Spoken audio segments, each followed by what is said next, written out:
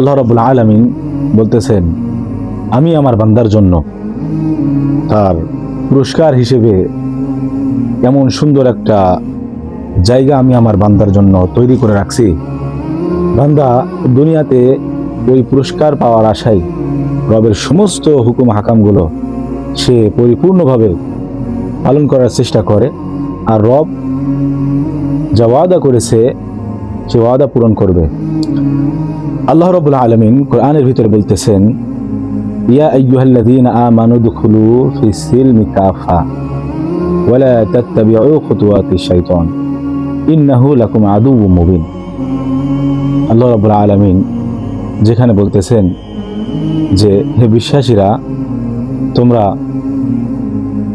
আল্লাহর দ্বীনের ভিতরে, ইসলামের ভিতরে উদখুলু ফিস সিলমি কাফা, তোমরা প্রবেশ করো পরিপূর্ণভাবে, আংশিক প্রবেশ করো আর আংশিক বাহিরে থাকো।